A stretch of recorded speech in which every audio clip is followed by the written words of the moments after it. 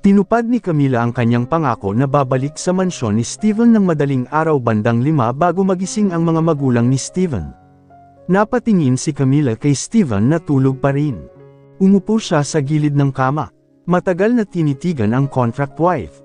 Ilang buwan na lang ang natitira, mawawala na ako sa buhay mo. Katulad ng gusto ng nanay mo. Si Camila mismo ay hindi namalayan na nasabi niya iyon sa malungkot na tono. Napakatindi ng titig niya. Tingnan mo ang noo niya, nakapikit. Namalayan na lang ni Camila na napakahaba at kulot na pilikmata ni Steven. Parang mga lalaking may lahing Arabo. Kahit na malinaw na hindi Arabo si Steven. At sa likod ng mga talukap na iyon ay may mga magagandang iris din na laging matalim na nakatitig sa kanya. Pagkatapos ay nagpatuloy ang kanyang tingin pababa sa labi ni Steven. Pabalik-balik na kinagat ni Camila ang ibabang labi. Malinaw pa rin sa isipan kung paano siya hinalikan ng malalim ng lalaking ito noong mga oras na iyon. Walang kamalay-malay ang mga daliri ni Camila sa labi ni Steven. Ginagawa niya ito ng napakamalumanay, natatakot na gisingin ang lalaki. Saka nagsimulang lumapit ang mukha niya. Naglapat ang kanilang mga labi. And with that, bumukas ang pinto. Naroon si Mrs. Richards kasama si Anya, na nasa mansyon na ito mula pa kagabi. Naikuyong agad ng dalawang babae ang kanilang mga kamao, nakitang hinahalikan ni Camila si Steven. Actually, sobrang nagulat si Camila. Ngunit dahil siya ay gumaganap bilang asawa ni Steven, at kinailangan niyang kumilos na lovey-dovey. Kaya naman hindi nilayo ni Camila ang mukha. Sa halip ay inilagay ng babae ang isang kamay sa panga ni Steven, pagkatapos ay hinalikan pa ng labi nito si Steven. Maging si Camila ay nagsimulang kumagat sa labi ni Steven. Sa gusto o hindi, nagising si Steven dahil naaabala ang kanyang paghinga. At naramdaman niya ang paglapat ng labi niya. Kanyang mga mata, binuksan ng malawak. Nakita niya si Camila na nakapikit. Hindi itinulak ni Steven ang halik. Hanggang sa tuluyang tumigil sa paghalik si Camila. At nang tingnan ni Camila ang mukha ni Steven, muli siyang nagulat nang makita niya ang dalawang mata na nakadilat. Titigan mo siya ng diretsyo. Namula agad ang pisngi ni Camila. May sasabihin sana siya kung hindi niya nakalimutan na pinagmamasdan pa rin sila ni Mrs. Richards at Anya ng maruruming tingin. Malakas na pinunasan ni Mrs. Richards ang kanyang lalamunan. Inayos ni Steven ang pagkakaupo. Nakasandal ang likod sa ulo ng kama. Pinagmamasdan pa rin si Camila na talagang hindi alam ang gagawin. Bakit ganyan siya makatingin sakin? Bakit ako kinakabahan? Tumikim din si Camila. Honey, malambing na bati niya sa asawa. Na, syempre, ay kumikilos.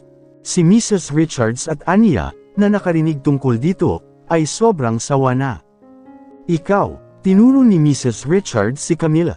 Napaka-unfriendly ng tingin sa mga mata niya. Napatingin sina Steven at Camila sa kanilang direksyon. Nagsumbong sa akin yung security guard na kakabalik mo lang ng mansion kaninang madaling araw. At umamin din yung security guard na ilang beses mo nang ginawa iyon. Akusasyon ni Mrs. Richards na napaka-on point.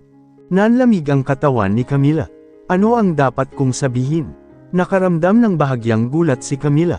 Nakangiti na sina Mrs. Richards at Anya. Napakasaya na makita si Camila na nak-corner ng ganoon. Si Steven naman, mukhang napakalmado ng lalaki. Steven, hindi mo ba alam na mahilig gumala ang misis mo sa gabi? Nabulag ka siguro sa pag-ibig. Moldita siyang babae. Dapat nagklabong kagabi at nakikipagsiping sa ibang lalaki. Sabi ulit ni Mrs. Richards. Agad namang tumanggo si Anya, na syempre, nasa panig ni Mrs. Richards. Ano ito? Hindi nagtagal, dumating si Franco. Magkasama nga sina Franco at Anya. Syempre, may plano ang dalawa. Walang masyadong sinabi si Steven. Nilagay niya ang isang kamay niya sa batok ni Camila at saka inilapit ang mukha niya. Naghalikan sila, mas matindi. Noong una, nagulat si Camila, ngunit pagkatapos ay pumikit ang babae. Sa pagkakataong iyon, iba talaga ang naramdaman ni Camila. Dati, kapag hinahalikan niya si Steven, hindi niya naramdaman ang ganitong komportableng pakiramdam. Parang ayaw bumitaw kahit isang segundo. Ngayon nauunawaan ko. Umangat ang sulok ng labi ni Camila. Makalipas ang ilang segundo, tumigil si Steven sa paghalik. Kayo, lumapit si Mrs. Richards, balak silang paghiwalayin. Naikuyong nina Franco at Anya ang kanilang mga kamao. Steven, how dare he touch what is mine? Pero pilit na pinipigilan ni Franco ang kanyang galit. Hindi ito ang tamang oras. Pinag-isipan ito ng mabuti ni Franco. Kung ikukumpara sa kanya ay malinaw na ang posisyon ng kanyang kapatid ay nasa taas. Siya at ang kanyang kapatid ay parang lupa at langit. Ang mga kayamanan na hinanap ni Franco ay maaaring karibal sa isang kapat ng mga kayamanan na kinokontrol ng kanyang kapatid mula sa pamilyang Richards. Nagpaplano si Franco. I'm sorry, kuya, dapat maging malupit ako para makuha ko ang gusto ko. Kasalanan mo ang pagnanakaw sa akin. Tila naging psychopath si Franco dahil sa pagmamahal niya kay Camila. Lahat, lumabas na kayo sa kwarto ko. Agad na napatigil ang inang hihilahin si Camila nang marinig ang boses ni Steven na napakalamig. Maging ang titig ng kanyang anak ay sobrang nakakatakot. Kayong lahat, at ipaalala ko sa inyo, kung sino man ang nanakit sa asawa ko. Steven, I am your mother. How dare you say that in front of your mother? Ako ang nagpalaki sa'yo, sabi ni Mrs. Richards dahil hindi niya tanggap na ganoon ang pakikitungo ng kanyang pinakamamahal na panganay na anak. Simula noong sinabi ko ang sagradong pangako sa altar, simula noon, naging responsibilidad ko na siya. At kayong lahat na masama sa kanya, dapat protektahan ko siya mula sa inyo. Tungkol sa pag-alis ng asawa ko sa mansyon, alam ko na, at ako siguradong alam niya kung ano ang ginagawa niya, sabi ni Steven. Tumayo siya ng tuwid, nakatitig sa mga mata ng 3 taong bumabagabag sa kanya. This is our business. It's our marriage. Wala ka talagang karapatang makialam. Mas lalo pa ikaw, turo ni Steven kay Anya. Laking gulat ni Anya, syempre. Walang iya ka, noble woman.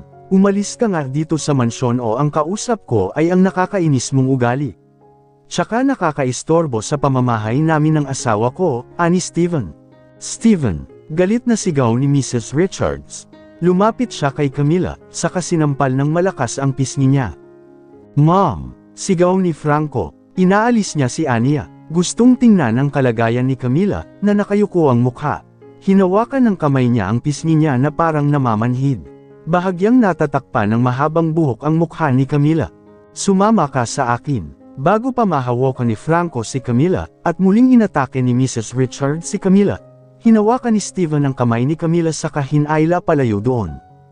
Steven, saan ka pupunta? Mabilis na naglakad si Mrs. Richards, sinusubukang pigilan si Steven. Napahinto si Steven para sabihin sa kanyang ina. I never left this mansion because mother asked me to stay. But so what you did to my wife, it makes me sick.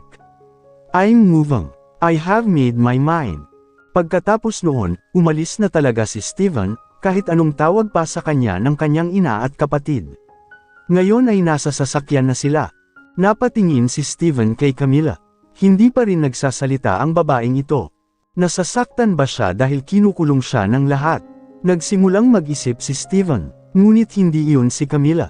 Tatawagan na sana ni Steven si Camila, bago tuluyang sumulyap si Camila sa kanya habang nakaturo ang hintuturo sa mukha nito. Iritado na ang itsura niya. Kung hindi mo siya nanay, sumampal na naman ako kanina. Damn it, my cheeks feel so numb. Ngumuso si Steven. At least Camila ka pa rin na kilala ko, sabi ni Steven. Bumalik ang tingin niya sa harapan, at lumabas na sila ng mansyon. Atin na itong bahay, nagbayad na ako. Hindi napigilan ni Camila na mapatulala. Matapos umalis sa maldita na mansyon, dinala siya ni Steven sa isang elite residential area. May tinawag ang lalaki. Pagkatapos ay tumingin sila sa paligid ng bahay. Kapag naisip na angkop, binayaran agad ito ni Steven. Kadali lang, daing ni Camila, pero narinig pa rin ni Steven. Lumingon si Steven para tingnan si Camila. Gustong umatras ni Camila dahil sobrang lapit niya kay Steven. Pero pinigilan ni Steven si Camila. Nilagay niya ang mga kamay niya sa ibabang likod niya. Namula agad ang pisngi ni Camila. Ang tibok ng puso niya ay walang tigil sa pagtibok. O Diyos ko, puso ko. Ano ang ginagawa niya? Hindi niya alam kung ganito ba talaga kabilis ang tibok ng puso ko. Matagal na tinitigan ni Steven ang asawa. Papalapit na ang mukha niya. Siyempre, sinubukang iwasan ni Camila hanggang sa tumambad ang pisngi niya sa harap ni Steven. Hindi lang iyon, malakas pa ang pagtapak ni Camila sa paa ni Steven. Napadaing si Steven sa sakit. Matalim niyang tinitigan si Camila. Anong ginagawa mo? Tanong ni Steven na may inis na tingin. Ang problema ay talagang ginagamit ni Camila ang lahat ng kanyang lakas. Medyo masakit.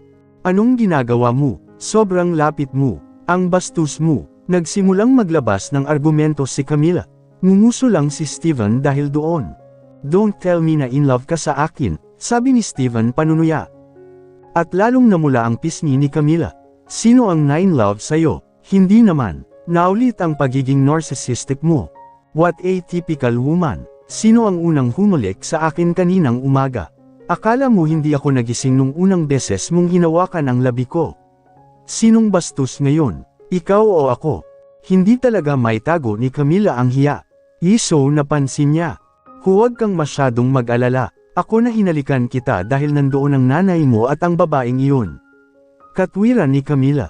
Whatever, I don't care, sabi ni Steven, mukhang walang pakialam, tapos gustong pumunta sa bagong kwarto niya. Aasikasuhin pa niya ang ilang bagay para maging komportable sa kanyang bagong tahanan. And one thing, syempre, napakadali para sa akin na bumili ng marangyang bahay. Huwag mong kalimutan. Bilyonaryo ang asawa mo. You should feel lucky to be married to me. Kahit contract marriage lang ito at malapit na itong matapos. Ngayon ay si Camila naman ang humirit. Mayabang kang tao. Ngunit ang mga salita ni Steven ay nagpabigat sa kanyang puso. Mabilis na naglakad si Camila sabay hawak sa braso ni Steven. Wait, parang sinasabi ng titig ni Steven para magsalita agad si Camila. Yun, mukhang nagdududa si Camila. Fast. I don't have much time to face you, sabi ni Steven. Yung regarding sa umaga na bigla akong nawala. Natahimik si Steven, hinayaan si Camila na magpaliwanag. Medyo curious siya kung sasabihin ni Camila ang totoo o hindi. Dahil sa umagang iyon, nang hahanapin niya si Camila, nakakuha si Steven ng litrato kung saan hinahalikan ni Franco si Camila. Hindi ko alam kung sino ang nagpadala nito. Ngunit sa pagkakataong iyon, nakaramdam ng pagkadismaya si Steven. Hindi pa rin maintindihan ni Steven kung bakit siya nakaramdam ng pagkadismaya. Dahil ba sa may inaasahan siya? Tungkol ba ito sa pag-ibig? Kahit si Steven ay hindi maintindihan. Hindi pa niya naramdaman ang ganoong hamak na pakiramdam noon. Ito ay ganap na bago para sa kanya. Ako actually, pumunta ako sa pharmacy para bumili ng gamot. Pagkatapos, mabilis na tugon ni Steven. Pagkatapos, ulit ni Camila, nalilito. After that, anong nangyari? Wala naman. Wala namang nangyari pagkatapos nun. Dumiretso na ako sa hotel, ani Camila. Nagsisinungaling siya. Binitawan ni Steven ang kamay ni Camila. Your business. I told you I don't care. Pagkatapos ay umalis siya doon. Iniwan si Camila na nakatitig lang kay Steven hanggang sa mawala ang matangkad na katawan. Napabuntong hininga si Camila. How could I tell him if I met Franco after that? If I tell Steven that Franco is my ex-boyfriend, it will be fatal, right? Naikuyong ni Camila ang kanyang mga kamao. Hindi na nagawang magsinungaling ni Camila sa kanyang nararamdaman. Nagsisimulang dumating ang damdamin para kay Steven. Ngunit ang mataas na pader sa pagitan nila ay naging dahilan para hindi sigurado si Camila. Siyempre, hindi siya ang pessimistic na tipo ng babae. Ngunit tungkol dito, pwede ko ba siyang mapaibig sa akin? Nasa kwarto na niya si Steven. May tinitigan siya sa kamay niya. Isang birth control pill na nakita niya sa drawer ng dresser ni Camila. Ito siguro ang gamot na tinutukoy niya. Pinisil ito ni Steven. May tinawag ang lalaki. Come to my office. I want to discuss something. Sige, sir. Tapos nag-end na yung call. Ngayon ay isang araw ng pagdiriwang para sa matagumpay na pagbubukas ng sangay na tanggapan. Maraming mga bisita ang naimbitahan. Si Steven ay mukhang napakagandang sa kanyang suit. Ganoon din si Camila sa kanyang damit at mahabang buhok na nakaban. Ah, so this is your wife. No wonder you, nakilalang cold sa mga babae, ma-in-love sa huli. Ang ganda-ganda pala ng misis mo. Lalo na kung titignan sa ganitong kalayuan, sabi ni Steven sa kasamahan, na gumagawa ng maliit na usapan upang humingi ng simpatiya ni Steven, syempre. Bahagyang ngumiti si Steven, habang si Camila, ang babaeng iyon, ay napakahusay na ginampanan ang kanyang papel. Naging maayos ang party. Si Steven at Camila ay abala sa pagtanggap sa lahat ng mga bisitang dumalo sa party. Samantala, sa ibang lugar, may masamang mangyayari. Huwag kang matakot. Ang babaeng ito ay anak ng isang marangal na pamilya sa ibang bansa. Napakayaman niya. Kapantay ang pamilya ng Richards sa pamilya niya. Ang Franco Richards na iyon, hindi kanya kayang saktan. Galit na sabi ni Amara. Ang dahilan, ayaw makipagtulungan ng may-ari ng apartment. Si Amara at Anaya ay may pinaplanong masama. Napatingin ang may-ari ng apartment kay Anya. Base sa kanyang eleganteng hitsura, ang lahat ng mga bagay na nakakabit sa kanyang katawan ay mga bagay sa hindi kapani-paniwalang presyo. Siyempre, hindi siya nag-alinlangan ang sabi ni Amara tungkol sa babaeng ito. Nagdududa pa rin ang may-ari ng apartment. Huwag kang mag-alala, kakampi ko ngayon si Mr. Adnan. Hindi kanya sasalakayin o ano. Kahit ang pinlano ko, alam na ni Franco. Kaya masisiguro kung walang masamang mangyayari sa iyo. Nagsimulang sumali si Anya sa usapan. Seryoso ka ba, Amara? Maaari mong tanggapin ang aking salita. Sa wakas, hindi maiiwasang pumayag ang may-ari ng apartment. Susuportahan niya ang masamang balak nina Amara at Anya. Anya smirk. Saktan natin ang mga quintuplets. Narinig ng lola ang tunog ng telepono na patuloy na nagri-ring. Ito ang ikalimang pagkakataon. Kinailangan pang gumising ng lola para sagutin ang tawag. Kahit hating gabi na, tulog na ang lahat. Dahil ayaw niyang maistorbo ang tulog ng kanyang mga apo dahil dito, bumangon siya. Hello, sino ta? Tanong ng lola to the point. Hating gabi na, wala ka bang manners at tawag bukas? Tulog na lahat ang mga apo ko. Nakakainis ang paulit-ulit mong tawag. Hindi man lang naitago ng lola ang pagkairita. Ito ba ang ina ng babaeng nagngangalang Camila? Nang marinig ang nag-aalalang boses na iyon, siya ay labis na nataranta. Oo, sino yun? Ano ang relasyon mo sa anak ko? Tanong ng lola, nawala lang ang antok na nanag sa kanya. Ngayon medyo nanginginig ang mga kamay niya. Nag-aalalang may masamang mangyari. Naaksidente siya, maraming nasugatan sa katawan niya, at nahimite siya. At doon na nagyelo ang katawan ng ina ni Camila. Nagsikip ang kanyang mga mag-aaral. Lalong tumindi ang panginginig sa kanyang mga kamay. Ano, na nasaan na ang anak ko? Sinabi sa ina ni Camila kung nasaan si Camila ngayon. Sige, pupunta ako dyan ngayon, mabilis niyang sabi. Natapos ang tawag. Agad na kinuha ng nanay ni Camila ang kanyang coat, naghahanda ng umalis. Ngunit nag-aalala siya sa kalagayan ng mga quintuplet. Kaya agad niyang kinontak si Faith para pumunta agad. Matapos makumpirma na darating si Faith, umalis na talaga ang ina ni Camila. Si Anya at Amara, na sinusubaybayan ang CCTV, ay ngumisi sa kasiyahan nang makita nila ang ina ni Camila na umalis sa kanyang apartment unit.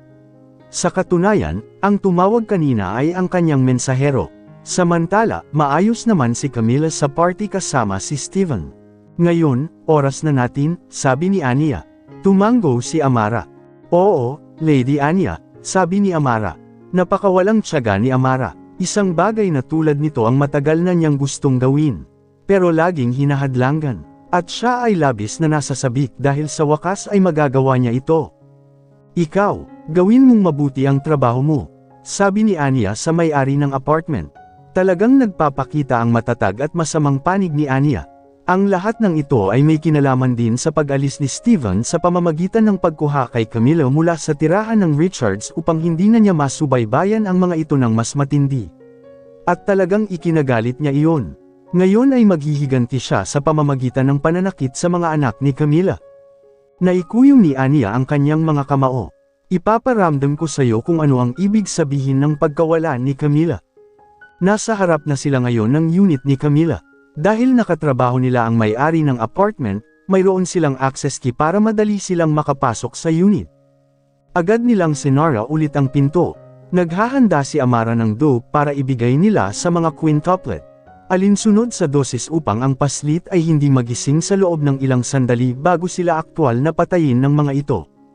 Pareho silang walang konsensya hanggang sa maglakas loob silang gawin yun sa isang paslit na halatang inosente. Sunod-sunod nilang binuksan ang kwarto at sa wakas ay nahanap na nila kung saan mahimbing na natutulog ang mga quintuplet. Pumasok sina Anya at Amara sa loob. Maglakad ng maingat para hindi sila magising.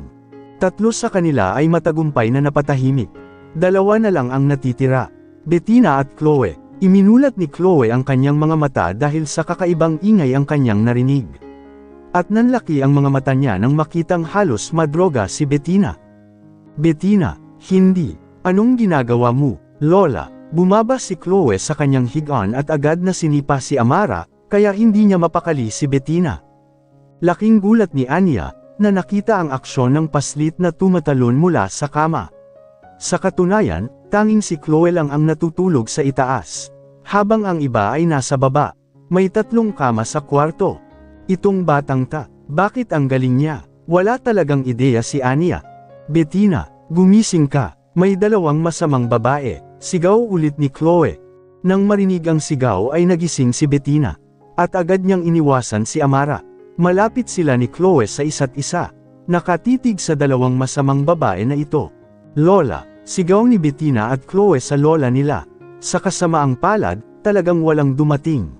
Nagkatinginan sina Chloe at Bettina. Pagkatapos ay tinitigan nila ang walang malay nilang kambal. Naikuyom ng 2 ang kanilang mga kamao. Nadroga na sila, wika ni Chloe. Tumango si Bettina bilang pagsang-ayon. Napatingin si Amara kay Anya na namangha sa inasal ng paslit na ito. Tiyak na henyo sila. Ngayon ko lang na-realize itong linggo. Hindi sila mga ordinaryong bata. At kaya nilang lumaban, paliwanag ni Amara kay Anya. Nakikita ko, naintindihan na ni Anya ngayon. Talagang malakas ang genes ni Steven. Hindi lang ang kanyang kamangha-manghang mukha ang dumaan sa kanyang mga anak na babae, kundi pati ang talino niya. Kung ganoon, hindi ko talaga sila mabubuhay. Ang kanilang katalinuhan ay magiging isang seryosong banta sa akin na mahawakan si Steven. Sa kabutihang palad, nagkaroon ako ng pagkakataon na saktan sila. Nang makita ng personal ang kanilang mga mukha, walang pag-aalinlangan si Anya na ang mga quintuplet ay mga anak ni Steven. Tara, dali, kailangan din natin silang pakalmayan. Bago bumalik ang lola nila, sabi ni Anya. Tumango si Amara, kayong mga bata, hindi na kailangang makipag-away, hindi namin kayo sasaktan. Halika dito, sabi ni Amara sa pananakot na tono. Ngunit hindi yun natakot ni Bettina o ni Chloe. Handa ka na ba, Bettina? Tanong ni Chloe. Tuwang-tuwa siya ngayon dahil sa wakas ay magagamit na niya ang mga kakayahan na mayroon siya. Tumango si Bettina. Hindi man kasing galing ni Chloe si Bettina sa pakikipaglaban at pagprotekta sa sarili, medyo may kakayahan din siya. Nang lumapit si Amara para pakalmayin sila, humakbang silang 2 para mag-away. Pinadaus-dos ni Chloe ang binti ni Amara. Sakto sa heels na ginamit ni Amara kaya nahulog si Amara dahil nabasag ang heels niya. Pambihira ang lakas at katumpakan ni Chloe. Napadaing sa sakit si Amara. Naspray ng binti niya sa atake ni Chloe. Samantala, kumuha ng una ng batang si Bettina at agad na hinampas sa mukha ni Amara na paulit-ulit niyang maabot. Sa buong lakas, nahihilo si Amara. Tumigil ka, sabi ni Amara. Hindi siya nabigyan ng pagkakataong lumaban dahil panay ang paghampas ni Bettina sa mukha niya ng unan. Nabigla si Anya. Ito talaga ang unang pagkakataon na nakakita siya ng ganitong pambihirang kaganapan. Hoy! Hindi niya hinayaang mangyari iyon at gusto niyang tulungan si Amara mula sa pag-atake. Hindi hinayaan ni Chloe na mangyari iyon. Inaatake din niya si Anya. Nakaiwas sa masamang babae nang mahuli na niya ito. Napakaliksi ng batang ito. Pagmamaktol ni Anya, inikat niya ang kanyang katawan para mahuli muli si Chloe. Samantala, gumagawa na ng hakbang si Chloe. Kaya't kapag lumingon si Anya, binibigyan niya ng sipa ang mukha. Kahit na napakaliit ng kanyang mga paa, masakit pa rin ang kanyang sipa kay Anya. Masayang ngumiti si Chloe na tama ang target niya. Tumama ang sipa sa ilong ni Anya. Adeline, fair na, dapat humingi tayo ng tulong. Sabi ni Chloe. Tumigil si Bettina sa pag-atake kay Amara. Nakalabas ng kwarto sina Chloe at Bettina. Anyway, we have to ask for help. Yung cellphone. Dapat kunin natin ang mga cellphone natin at tawagan si Daddy o si Mommy. At nasaan nga ba si Lola? Sabi ni Bettina. Binuksan nila ang main door at aalis na sana. Parehong nakakita ng figures sa pintuan. Gumaan na ang pakiramdam ni Bettina at Chloe. Sir, please. May dalawang babae na nagtatangkang manakit sa atin sa loob, ani Bettina.